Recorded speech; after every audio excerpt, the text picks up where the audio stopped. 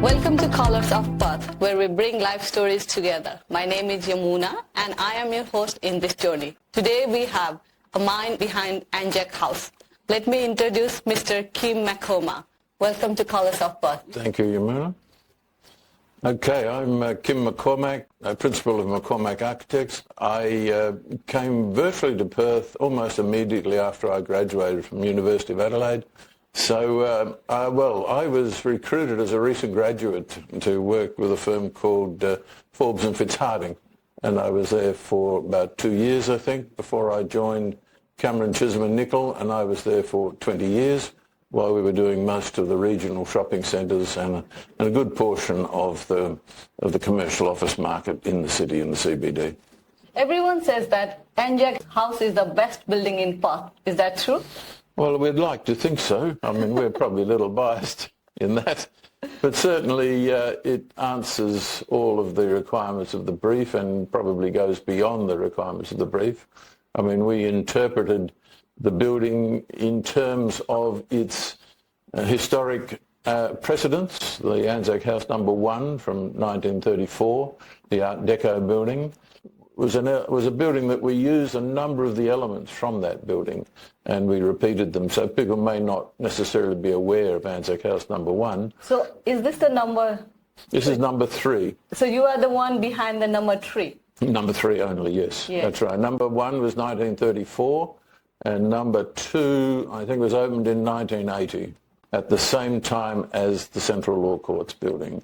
So the RSL owned the site that went from St George's Terrace all the way to Hay Street. And at the time the Law Courts was built, they swapped that land for a 2-storey building, which when we got to take a look at it, it had already outrun its useful requirements as far as space was concerned. So our brief was fairly brief. In fact, it was we've run out of space and we want a new building. This is ANZAC House 3. ANZAC Yes. House 1, 2, were they taller? ANZAC House number 1 was a 2-storey building with a basement. A portion of the basement we discovered when we built the basement for ANZAC House 3. And number 2 was also a 2-storey building. So we now have a ground plus 7-storey building with a basement. In fact, we actually possessed 3 DAs at one stage. When we first of all got the brief, we designed a building that was basically the most economic version, which didn't have a basement. It had the same number of levels, less 1. Yeah. And during the design process, the RSL managed to secure a medical centre tenant. So at around about level 3 or 4, we added another floor essentially while we were under construction, which didn't damage the time program at all. It cost a little more, but at that stage, when it was interesting because when we went to the council, it was a ground plus 6 building, which was designed so that it was less than 25 metres to the top floor served, so it didn't need sprinklers.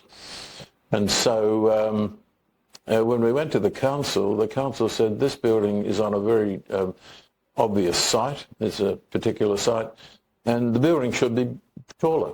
I mean, wow. Who's ever been to a council meeting and discovered that the planning committee believed that the building should be taller as an entry statement? I mean, it certainly wouldn't happen in Netherlands or Cottesloe or anywhere like that, yeah. I'd suggest. Anyway, we went back and RSL said, well, we'll go back for a second DA. And so we went back and we got ground plus 9. And then, of course, they wanted a basement. And then, of course, we needed to put sprinklers and stairwell pressurisation, so the budget jumped because of that particular additional fact. Things. And then they added the extra one. They signed a contract on ground plus 6, and during the construction, they discovered the health people that they wanted to insert at level 3 to provide that backup for the health backup for veterans. So now it is 7? It's actually ground plus 7, yes. Ground plus plus a 7. basement, yes. So ground plus 7 plus basement. It's 9. Yes, yeah, well, pretty much. Yeah. So do you say that that's the best project you have done in your life? Yes, I think so. Yeah, it certainly exhibits the qualities that we can bring to a project. Yes, I'm most satisfied with it, yes. What is the best thing in that building? The best thing in the building is the views. I mean, that's the thing that we had to maximise, because that was the thing that there was a value-added component that already sat there that we had to unlock. And certainly the balconies do that, the three different sizes of rooms behind each of those balconies. The balconies, Does the balcony represent anything? Well, in a way, they step back to the taller building behind, so they represent the hierarchical nature, I'd suggest, of military organisations and maximise that available view. It was important. The detailing then became important because the spaces needed just to flow out onto the balcony, so you didn't step up over anything. It was required to keep the water out. So that was a particular special detail. And also the balustrading needed to be as clear as possible, not to obscure any of the view. Yeah. So the only thing that obscures the view essentially is the capping, the very minuscule 25mm capping on top of the glass. So the cantilever glass was the way that we were able to maximise the view. So when you bring from ANZAC House 2 to ANZAC House 3, so all the symbolism, heritage and the new design of the house, how tough was it? Well, I think it was reasonably obvious because we did use a lot of the elements from ANZAC House 1, which was an Art Deco facade that was divided into three elements on the front facade. We used the three elements again because of the nature of military organisations, because every military organisation is broken into three elements. What are they? They operate below the ground, on the ground and above the ground, essentially. So each of those different heights represent the different arms of the services. So essentially what we're trying to do there is to make sure the membership of the RSL is constructed in some ways in built form. ANZAC House 2 was essentially designed as part of the Law Courts building. Okay. And it was a very, very solid building. In many ways, it almost ignored the view. It was only 2 stories high, but it was a very solid concrete building, and it sat back in under the Law Courts building. So there were 3 columns from the Law Courts, the tall building behind, that actually penetrated down through that building. So we had to basically saw away the concrete, because it was a building that was designed to withstand a serious blast, I think.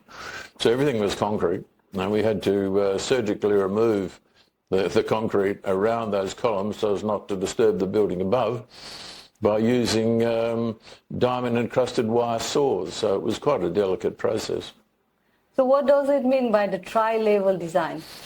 The 3 levels represent the 3 levels of operation of the armed services. Every military organisation is broken into 3, and they operate below the ground, above the ground, and on the ground. So many people admire ANZAC's house without knowing what's the best inside this, right? Mm-hmm. So what is the hidden feature? Oh, some of the hidden features. Well, I suppose one of the hidden features, and it's one of those things that happened, I presume, by accident, is that if you go out onto the balcony, each of the balconies, you can actually see the War Memorial in Kings Park between the tall buildings that have been sprouting up there for the last, 5 years at least. So that is one of the elements. Yes, there is the stained glass panel at level 1, which that's about the only thing that's been resurrected from ANZAC House 1. That's a stained glass panel from that building. And there's also the cast glass panels from ANZAC House 2, which used to form front of the initial facade facing onto St George's Terrace. So the light behind would provide a nice glow in the entry foyer. The Western Courtyard has a memorial wall there for people to put a poppy into a space there to commemorate particular military events that have significance for them. And that's pretty much it, I think, from things that people wouldn't notice necessarily. Yeah. Usually people, they just go and see, oh, this is the ANZAC House, right? Well, I think probably people may not be aware of the Soldiers Welcome Institute, which is at the ground floor. You can see that at the ground floor. That came from ANZAC House 2. It was a memorial to the creation of the Soldiers Welcome Institute, which happened in 1916, when it became abundantly apparent that some of the soldiers, the sailors, the airmen and the nurses coming back were not particularly healthy, and they had a range of problems. And in fact, it was in many ways the women of the Karrakatta Club, and Edith Cowan in particular, who was the first female member of Parliament in Western Australia, or in Australia, and it was she and the ladies of the Karrakatta Club who really, I suppose, got on board and provided what was called the Soldiers Welcome Institute building, which sat where Council House sits now. And so, and it's intriguing that the Karrakatta Club now sits at the ground floor of ANZAC House. So in many ways, they were well and truly involved in the initial beginnings of the RSL in Western Australia. So anyone, the public, can go and see ANZAC House? I believe that everybody can go in there, yes. Yes. There are memberships, I believe, of the ANZAC Club in particular, so people can join that. I think the licence has changed just recently to a tavern licence, so I think it's probably less restricted than it used to be. What were the challenges that you faced when you built the ANZAC House 3? The challenges were designing a building that had relevance, that provided the service that was required of it, and functioned well and was appealing in its location, responded well to its neighbours, and maximised the development potential inherent in the site. Did anyone complain that the previous ANZAC House was better than this one? I haven't heard that. I've really only heard compliments, and hopefully that's universal, but one never knows. But they haven't come to you yet? Well, I'm very impressed with the way that the RSL has maintained the building, and so I presume that that's a product of most of the members' military experience, that everything is kept well and presents well. So I'm very pleased. I haven't heard any negative comments at all. So while building an ANZAC House 3, you didn't have any challenges? No, most of it was easy going. Well, the wonderful thing was that the RSL, who were probably the best client an architect could wish for, didn't change anything really, other than our suggestion to enclose a level 1 balcony. Yeah. Pretty much everything else, nothing else changed from the initial concept drawings. How long did it took to build the ANZAC House 3? To build it, it was about a 2.5-year exercise to build. If you include, it was in a 2-stage exercise where we demolished ANZAC House 2, first of all, and that was an exercise in itself, as I said. And then we got straight into the building almost immediately after that. So from the point of starting to think about the project or becoming aware of it to its opening, it was about a 5-year exercise. From the demolishing to the building? No, from the thinking about it. When we looked at what other options, when the RSL wanted a business case, because the initial concept was that they wanted to build a hotel there. Yeah. And that was a product, I think, of thinking that they should get into the hospitality business. And so the first thing that we did was to design a 23-storey hotel. And then RSL, and we had probably the largest hotel operator in the world wishing to sign up on a management agreement, and it was at that point that the RSL, I think, then said, well, we need a business case to make sure that this is in fact the highest and best use for the site for them.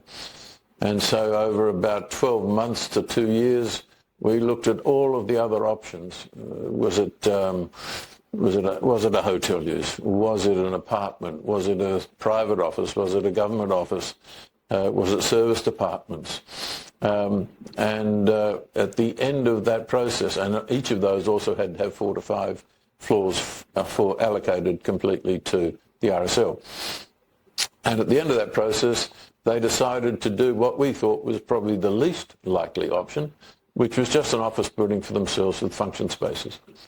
And so we started again and started to think, well, what are the requirements of the site, and unlocking the vistas and creating something that related initially to ANZAC House 1, and also to magnify what we felt the brief should be answering by way of taking some of those elements from ANZAC House 1 and combining them with the things that we understood to be related to and responsible for military organisations and military ways of thinking and doing things.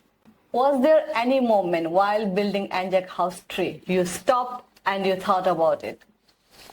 Well, I think everybody who worked on the site, and certainly the design consultants, understood that this was a building for a very special organisation that deserves a great deal of respect, and because really anybody who puts their life on the line for their country, I believe, deserves a great deal of acknowledgement and reward for doing that. And for me, it's very important that we have a credible military, because if we don't, I mean, we're inviting aggressors, it seems to me, to come on down, as the people of Ukraine can well attest. And so it seems to me that Australia is still very much a prize, if for nothing else for the iron ore. Yeah. And it does seem to me that a vast majority of Australians don't seem to be quite aware of the clear and present danger at the moment. I think the fact that we were working for the RSL, which is an organisation for which most people go above and beyond because they know the background of the organisation, they know what it does, and they know its effectiveness. What are you the most proud about this building? Well, the fact that the building was built, I think, because it was a large leap for the RSL to go from a 2-storey building to the 7 and 8. Yes, to really 9 levels, I suppose, we determined. And it usually takes a person or 2 persons at least to make these sorts of things happen. And I think without George Jones, who was the leader of the task force charged with exploring the options, and the CEO at the time, John McCord, I doubt whether it would happen. It certainly wouldn't have happened in the same way that it did happen. Because really, the thing that is most satisfying is that it's a building that gives an opportunity to provide crucial services for veterans, and no one can argue against that. There is some symbol on top of the ANZAC House. Yes. So what are they? That is the RSL badge. Yeah. It's actually an element that we took from ANZAC House number 1, because that building had the badge at that high level, flanked by 2 flags. The first flag was the Australian flag at the time, because this is post-Federation, and the Union Jack for 1934. It was opened by, I think, the Duke of York, and we simply we kept the 2 flags either side of the symbol, enlarged the symbol, and we changed the Union Jack to the flag of New Zealand in deference to the ANZAC, or the name ANZAC House. Why did you change it? Well, the Union Jack we didn't think was as relevant as the flag of New Zealand, because at the time the influence of the British Commonwealth at the time, or the Empire really at that stage, was rather more all-pervading than it is now. Did you got an award from the government by building the ANZAC House, or recognition? Recognition from the government? Yeah. No. I believe that there was some financial support from state and Commonwealth. I'm not privy to those sort of details, but anyway, the building has been built and it's there, and I'm very happy that it is. So if you ever go back and think that, other than ANZAC House, if you ever get chance to build any other building, what would that be?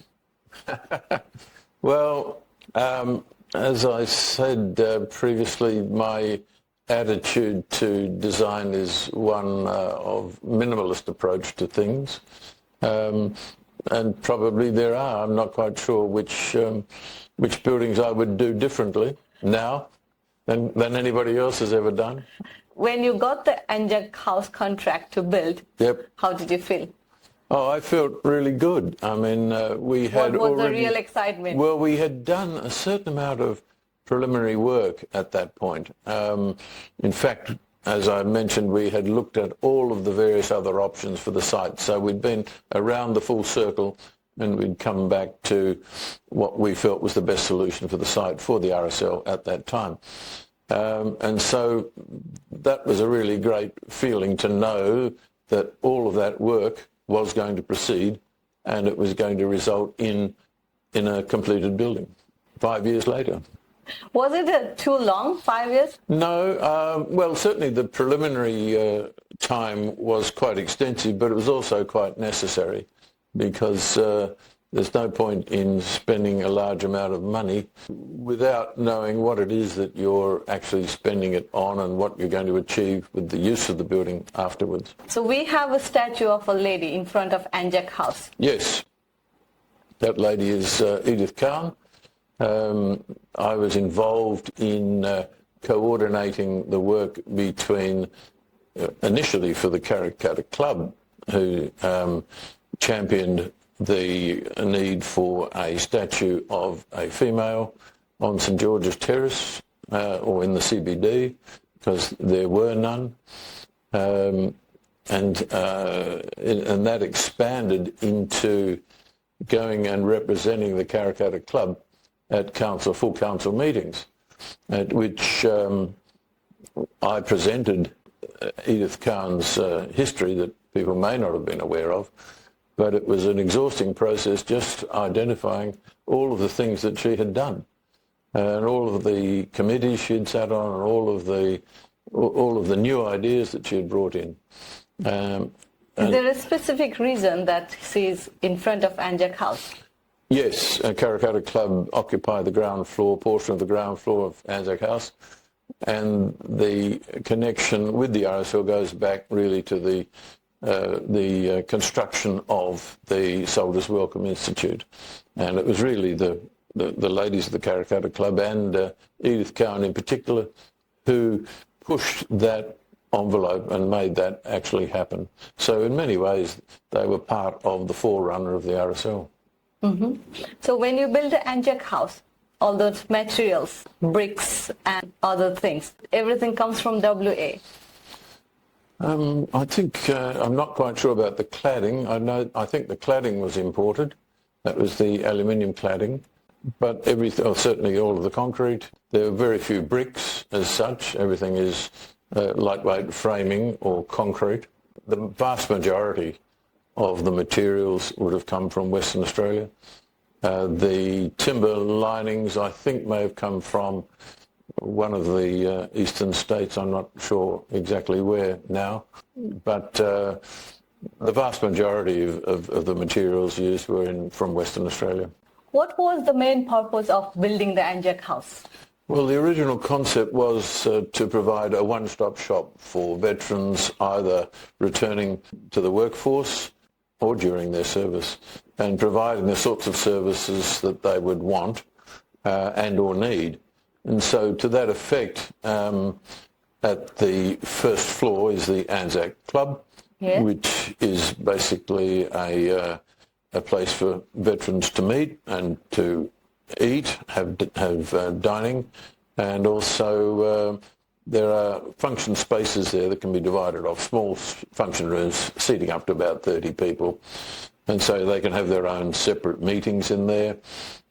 There are also facilities at the second floor where a veteran can almost conduct a business.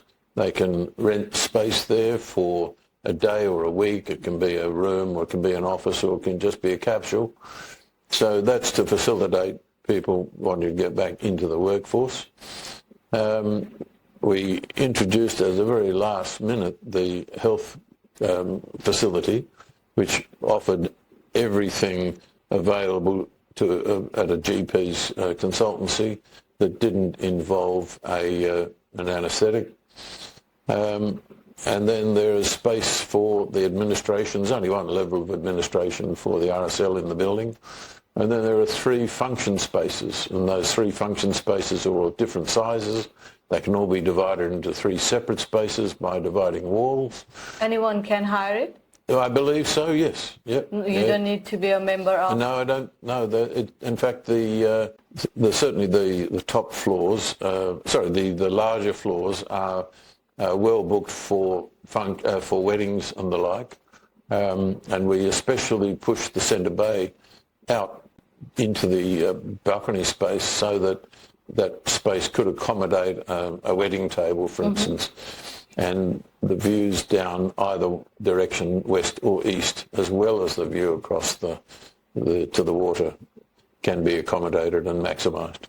Because it's named as ANZAC House, and people think that it can be only used by the veterans. Yeah, but that may be... it's a misconception. No, it's certainly a special place, a spiritual home, if you like, for veterans. Yeah. But the public are invited and can access the premises, yes. I mean, as I would understand it, the ANZAC Club is open to all. Membership is open to all people. I mean, there's a small fee, I think, to join the club, but certainly anyone can access most of those levels as long as there is a formal agreement that they can use that space. I mean, as I would understand it, the operation, I'm not involved necessarily in the day-to-day operation, so I can't really comment on that.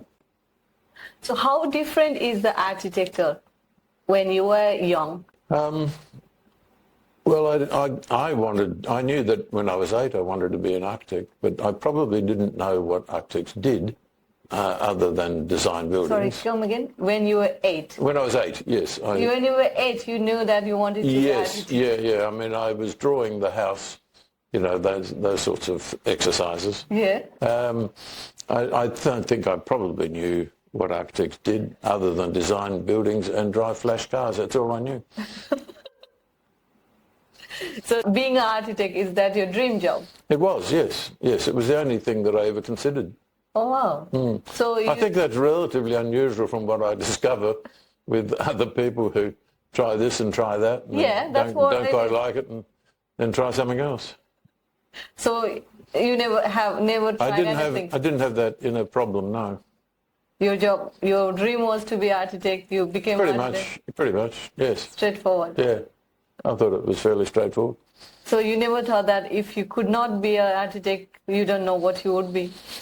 No, I mean, it's interesting. I mean, we started off with 49 students at first year, and then that was reduced to 11 by the time we graduated. So 49, we had 3 females at that time. I think one graduated a year later. So in between that, there were we actually collected students as we went through because a lot had not done either mathematics or physics, and so they tended to fail the structural unit, which is because the origins of the architecture course was based on the engineering course, and in fact our studio was on top of the engineering faculty at the University of Adelaide. And so we started out with 49, we ended up with 11. We did hear that there were sort of unwritten rules about how many people passed and how many people failed.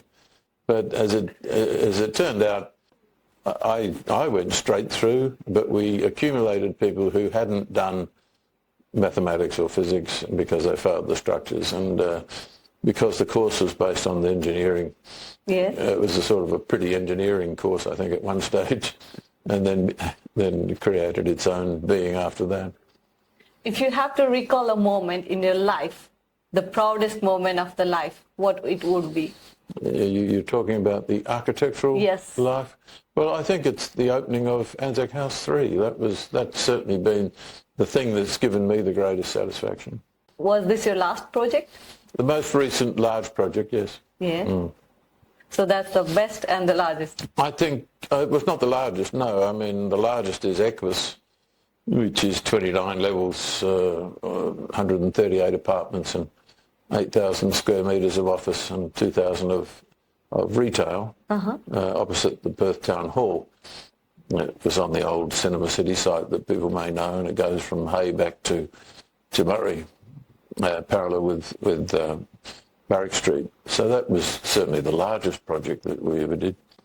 What message would you like to give it to the future architect? Okay, well, for future architects, I think probably to understand that every site is different. There's not another one like it in the world, really. Otherwise, it would be sitting there on top.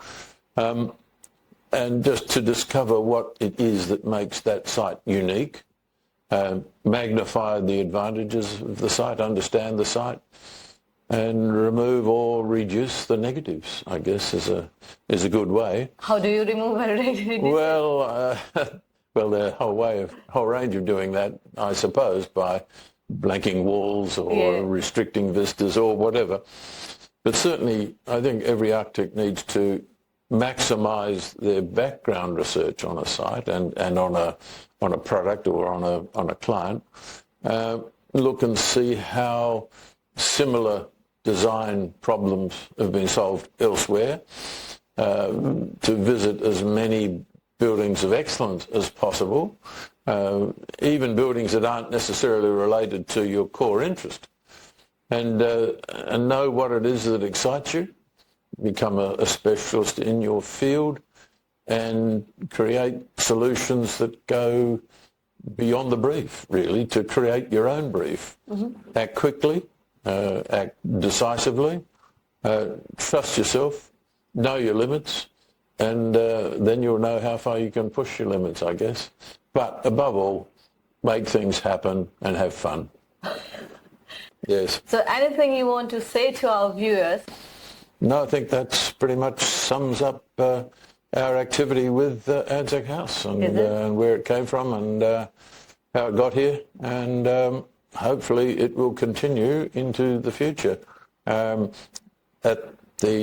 At the soft opening of the building, I